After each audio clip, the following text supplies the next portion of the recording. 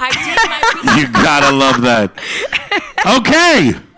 So, Hits Live. Can y'all make some noise right now? You've been waiting for her, and she's finally here. Give it up one time for Iggy Azalea!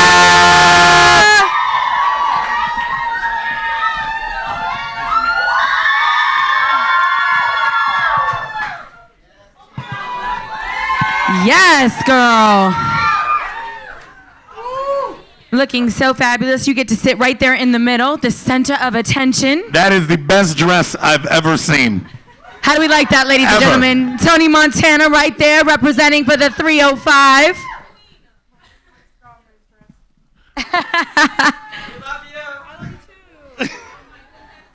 Well, she's here. You guys have been waiting. Make some noise for Iggy Azalea. Yeah, I think they're in shock right now, Iggy. I know, right? I don't know, but here, we'll switch it. He's super loud, so he can just yell for a second. Okay. I gotta tell you, Iggy, our Twitter has been going absolutely bananas since we announced that you were gonna be in town. They've been using the hashtag Hits Live with Iggy, and you have got some probably of your biggest fans in the world sitting in this audience today. So again, a big round of applause for yourselves. They love them some Iggy Azalea, girl. I got to tell you. Oh, well, I love me some you, so thank you. Now, girl, you've been in Miami. You've been hanging out. Obviously, we had Miami Pride going down on South Beach. Yeah. So how has it felt to be back in the 305, you being a Miramar girl, a Miami girl? I always say it's very nostalgic when I get to come back here, and unfortunately, I don't really get enough excuses to be able to come back and visit.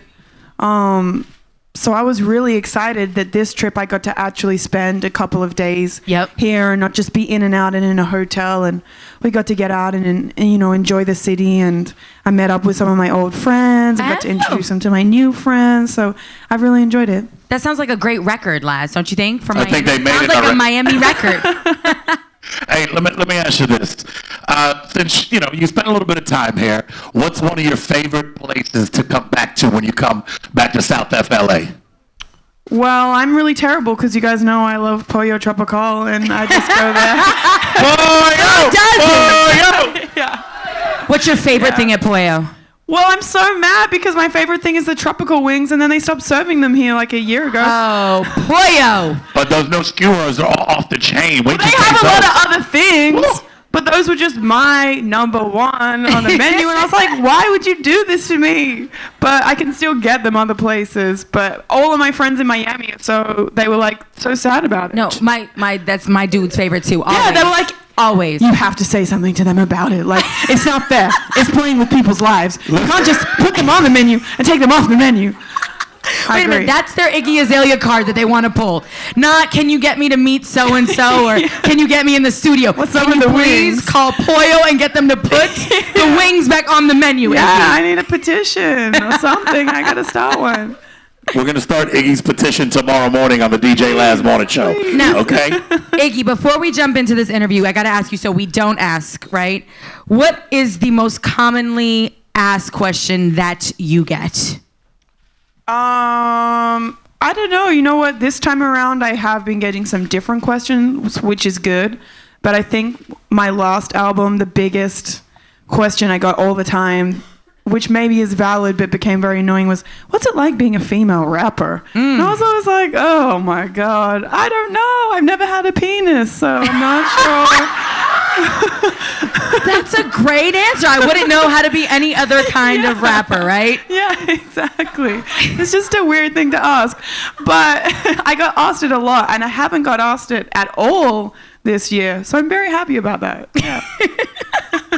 Well, and so to clarify, clearly Iggy does not know what it feels like to be a male rapper. So No, why should exactly. she have to answer the other question? Exactly. That's a great thing. Here's a question for you, Iggy. Because a lot of people in your position, people put them up as role models, right? Do you consider yourself a role model? No, maybe a success model, but Ooh. I don't know. I like Role that. model is Round of applause. Yeah. Definitely. I don't know. I don't think there's one way to live or one like moral compass that should dictate everybody's thing. So I don't think I'm doing anything crazy that you shouldn't let your kids see. But at the same time, your moral compass depends on each person's perception of what they think is okay or not. So I don't know that I want to like be that one thing, but I definitely want to be something people can look to and be inspired by my success or my determination and those things for sure. Well, I think you definitely do that. And speaking of your success and your determination, it has led to your second album. Yes. Of course, Digital Distortion, which comes out in June of 2016, yes? Yes. I love it. Now, I know we had somebody ask on Twitter if you could describe Digital Distortion in one word, what would it be? In one word... Well, we always would say in the studio, I don't know if I can cuss though, but would be like, it's not F you, it's F yeah! I like that. Well, you know, how many people here love the single team, right? We've all heard it, right? Thank you. You know, we were listening to it in our morning show office downstairs before you got here, and there's a sense of empowerment and authority that you're rapping with, especially on that song. Well, the whole album feels like that, which is why I say not F you, but F yeah. It just feels aggressive, but it still feels fun, and it's got like an air of confidence and assertiveness that my first album didn't have. But I think that just comes with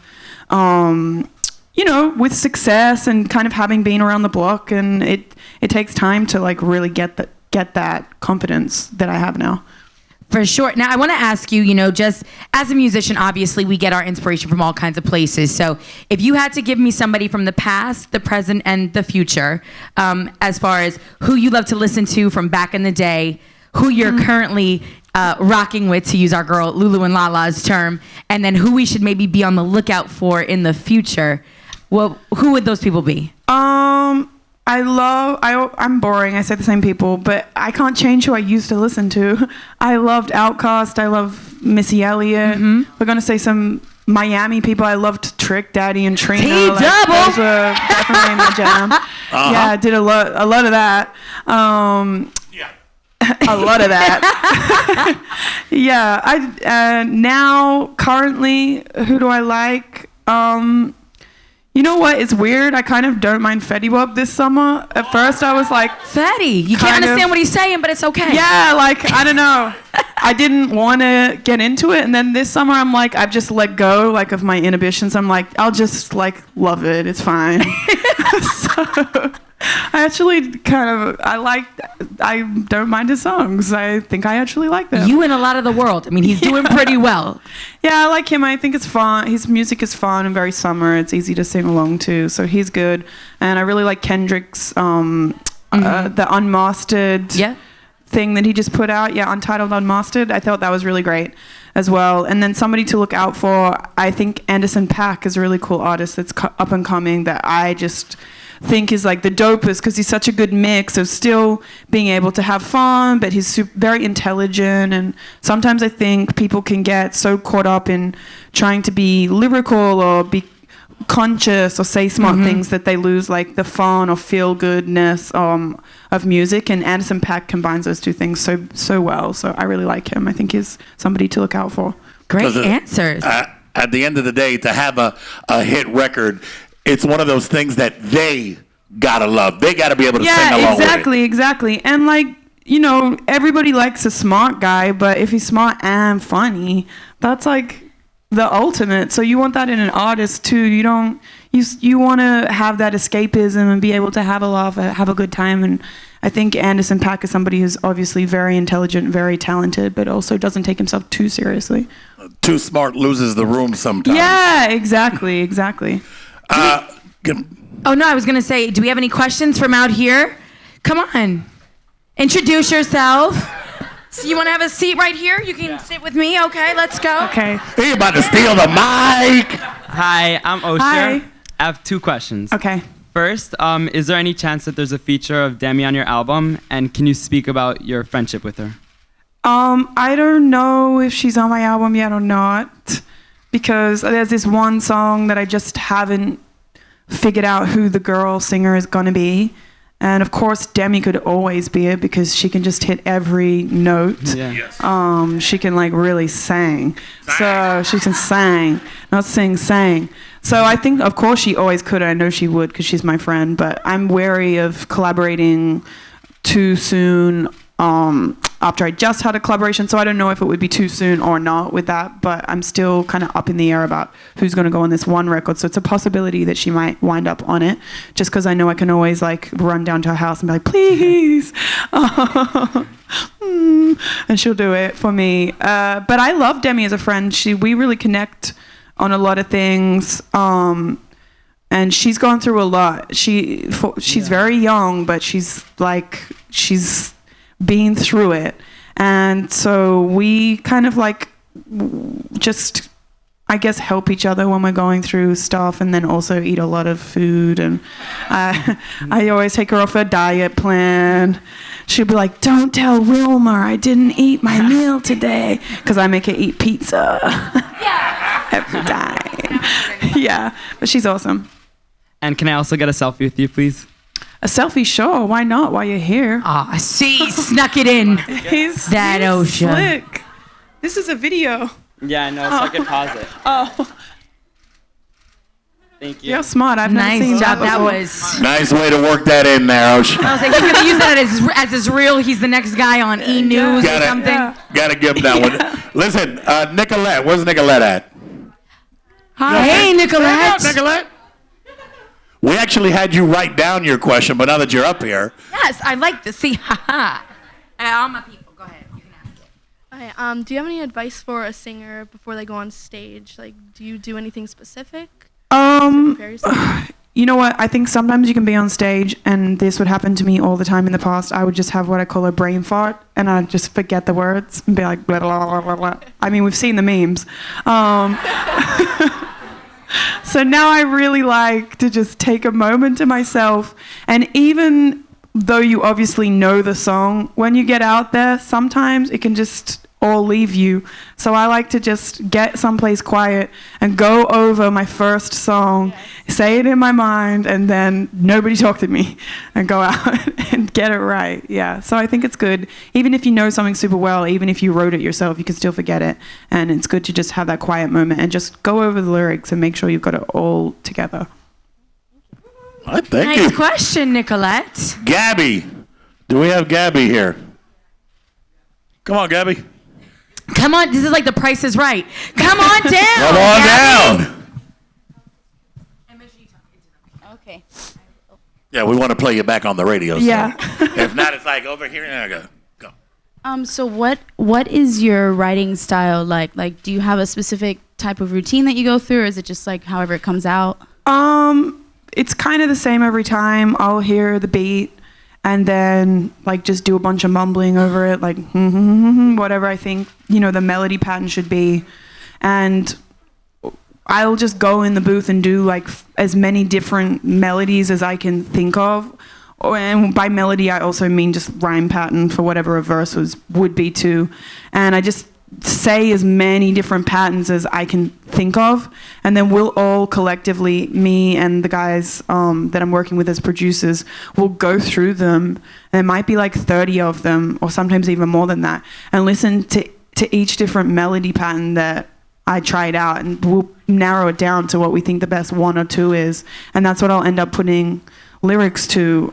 So it's kind of like lyrics second and melody first. Yeah, and the lyrics can take time. I might put some lyrics to something, come back a couple of days later and think, what was I thinking? Or I like this part of it, but not another part. And so once you get the melody, then it just becomes this puzzle of trying to put the right words into whatever that flow or melody pattern was. And that's how I write every time.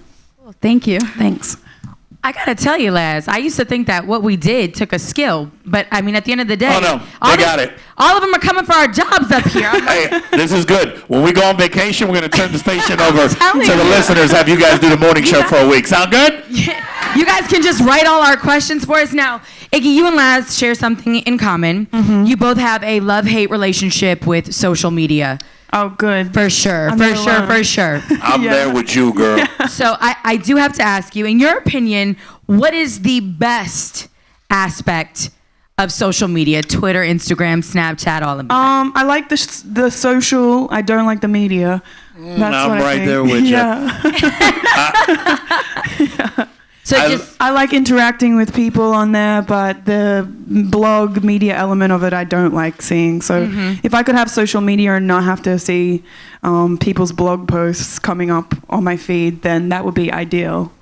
You do realize that, and I learned this one myself, that if they're not talking about you, then you ain't doing something Oh, no, right. I know. It's just what my preference would be, though. For sure. yeah. They can talk, just I don't want to see it. For sure. I don't want to see it. I don't want what is it, the little monkeys, you know, the emojis, Yeah. the hear no evil, see no evil, speak no evil. Yeah. That's become my new favorite thing to text people. But with that said, have you ever second guessed yourself or a decision that you made because of what you see on social media? And I say that because you have so many fans, so many people feel the need to weigh in on the things that you do. So Not does that ever- really, because I mean, sometimes people can say something, and then you go to their page, and you're sort of like, "You're basic, so I don't care what your opinion is. 'Cause I wouldn't want to be like you anyway." It's true. I'm in love with Iggy Azalea It's like right taking now. style advice from someone you just would never want to dress like, and it's like, don't really care. Don't really care. You're lost. Okay. You get like 10 tweets in and some you're people like, just- okay. Some people you want to dislike it. It's like, oh, good, you dislike it. Great. You know, I'd be worried if you did. So yeah, no, I don't think that. I have my friends whose creative opinions I trust, and also I do look at like my core fan base and see, because they'll be honest. Sometimes they'll have their criticisms. They'll say, I like the performance, but I think this could have been a little better. Those are things I'd take on board, but just random people out here in the world like giving you advice, I don't know about that. Those are idiots that hide behind their screen name. It's like we may as well call up Psychic Hotline and just like let random people tell us our future. We don't know these people. You can't do that. Yeah, no. I mean, that's a great way to look It's at madness. This goes right along with what we're talking about. I think it's Leah. Leah, you here? Okay. Now I got all of you in a row Everyone's here. in a row right yeah. Good Lord. You sure you guys didn't? Would you like me to ask the question, or you want to come up here and do it? Okay. She said, how do you deal with annoying people, a.k.a. the haters? It's easy now because I don't look at anything they say, so I don't really have to deal with them. Now it's more me trying to tell my fans, stop interacting. But I understand because I obviously interacted a lot with them last year. So I know how draining it is. So I see a lot of the times my fans trying to defend me to those people, and it kind of takes away the joy of the performance or just them enjoying it. And so I don't really see what they say anymore. I have to deal with it because that's my personal choice. But I always try to say to them, like, hey, trust me. You're like bumping your head against a brick wall with these people. You're never going to convince them. Just find people or type my name in if you're a fan and find somebody that said they did like the performance and like make friends with that person, and don't find the person that didn't and be like, well, you're stupid. It's just a waste of your energy. So, yeah. Just gives, it's like fuel to the fire. And Yeah, that's what they're looking That's for. what They're looking for a reaction Yeah, exactly. from you or from your fans. That's what they want. They want to stir the pot and be, ha, ha, ha, got you. Got them all pissed off. No, mind your business. Look, somebody here in the audience asked, do you plan or would you plan on doing a collabo with Mr. Worldwide Pitbull, which is my nephew, by the way? Yeah, it's funny because we just said that in the car. My friend in the car was like, what would you do if Pitbull called you up and asked you to do a song?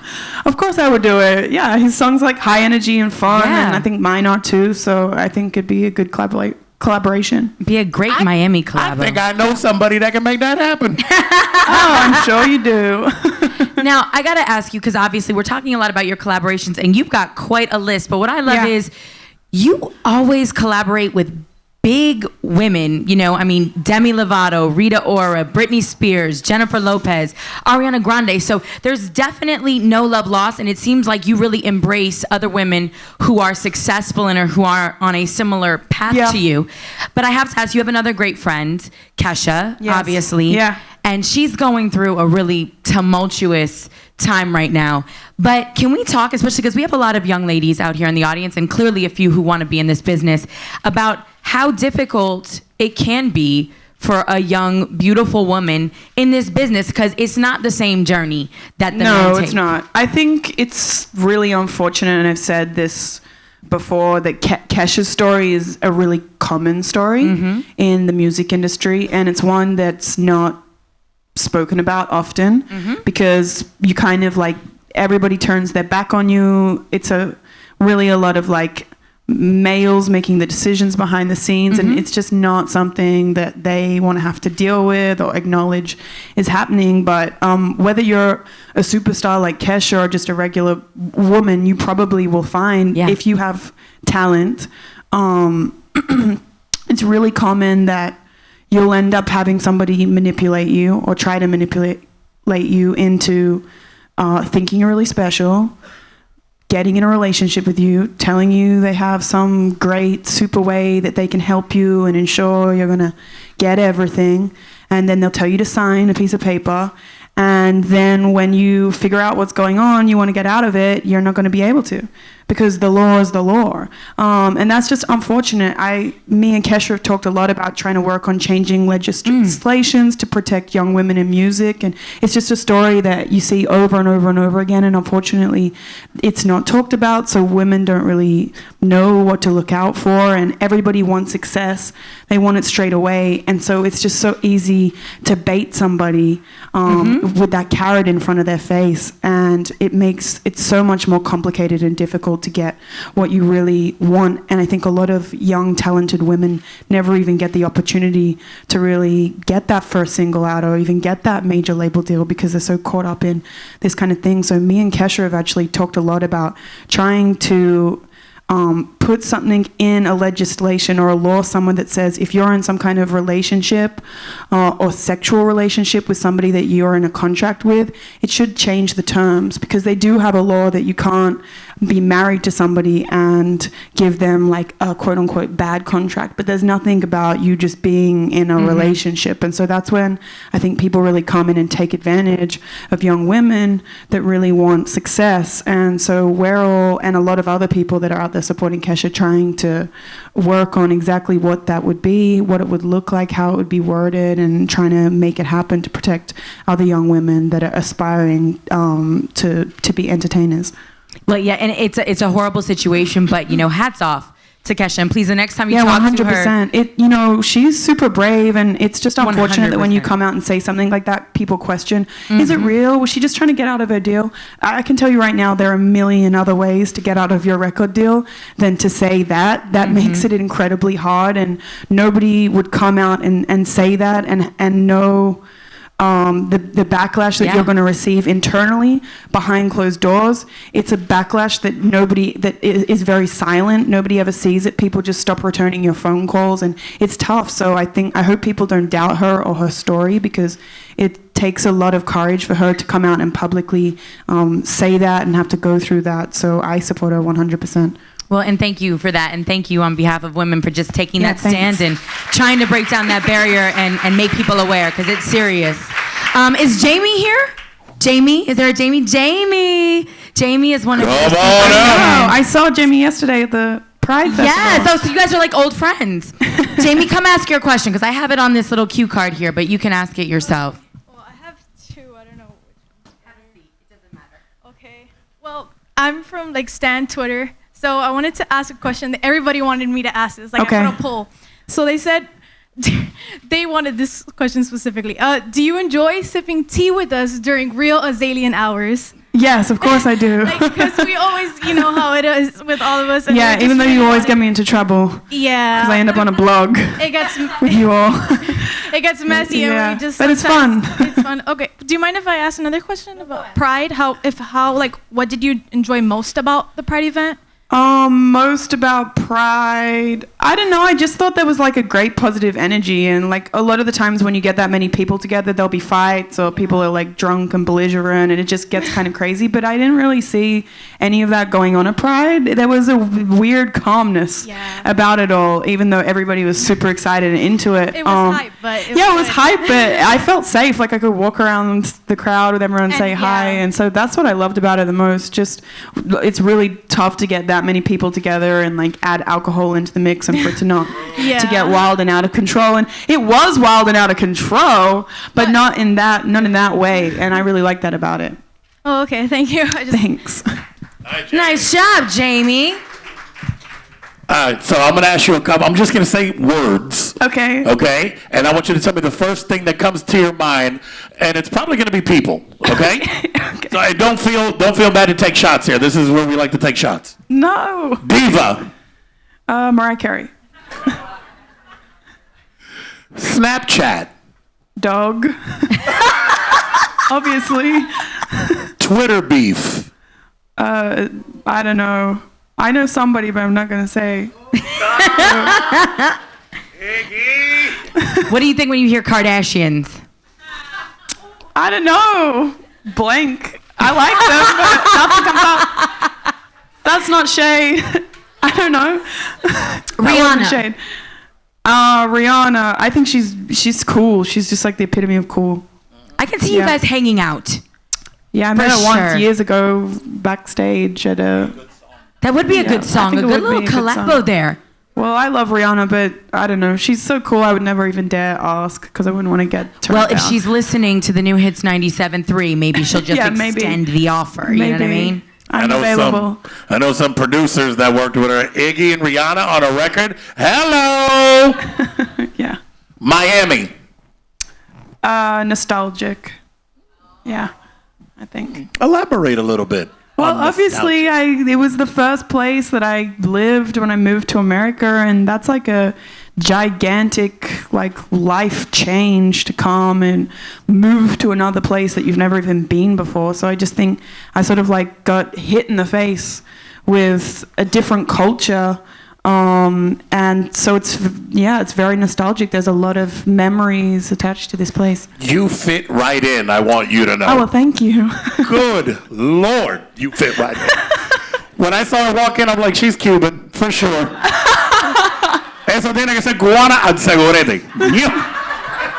And I was going to say, and we had a lot of questions. Obviously, you've been talking a lot about relationships lately. You still got on your big, beautiful ring. Yeah, of Now, course. There's a lot of young women out here who aspire to be like you or to be like a lot of women that they see on television, dating athletes or entertainers. Yeah. Do you have any words of advice or any insight as to what that really comes with? Because it's a lot more than just the nice cars and the red carpets. Yeah, I mean, obviously I can have those on my own, so it's not about Yep. that with my relationship. But I think I will say it's just depends on the person. Yeah, I think dating anybody who's a public figure or just has a lot of power is going to come with potentially more problems. But I don't think that means you should be an emotional doormat for somebody or just allow somebody to do whatever they want to do because they're an athlete or they're an entertainer. Absolutely not. Not every entertainer or athlete is out there doing those kinds of things. It really is a rainbow spectrum of people that I've met and that I've witnessed in their personal relationships, and it just depends on the relationship and the person. But I think there's kind of this weird thing where we go along and just act like it's fine, or you should expect it if you're a woman to have a relationship where you're getting cheated on if you're dating. No, don't expect that. There are people out there that absolutely are faithful in their relationships and are still doing those things. But also, I think relationships aren't just disposable. People are human, and I think you just have to assess each situation differently. Don't let somebody walk all over you, but also if you've built a life with someone or you really love someone or think that they are genuinely sorry, then you should consider forgiving them, because that's what you're going to have to do if you want to be with someone for 40 years or 50 years. You're going to make your mistakes and they'll make theirs, and maybe it's not always infidelity. It might be something else. Relationships are complicated, but don't just toss it all to the wind over the smallest thing, and also don't let that little thing keep happening and just say, oh, well, it's part of his job. It's not. Don't let that. No, absolutely not. Girl, you're literally about to make me cry. Oh, my God. Oh, God. No, but it's funny. In P.S., I heard a little birdie told me that you will cut a portion of someone's pee-pee off, too. Yeah, I told him that. I was like, I'm going to give you the benefit of the doubt because I don't see any hard evidence in the court here tonight. But if I get any hard evidence, you are leaving with a piece chopped off. Can we not say hard evidence talking about cutting off the junk? I'm just saying. He knows.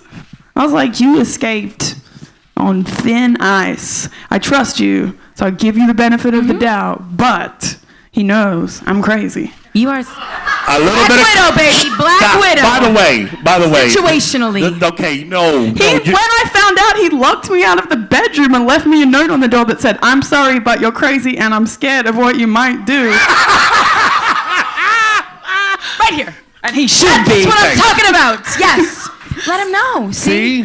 No. Go. This is not good. I'm sorry. Can we do one last question from the audience? One last question. I'm going to take you right here, and then, my goodness gracious. Hello. Oh, he already bowed. I liked that. Did I you like see that too. It was a curtsy. It was. That was fabulous.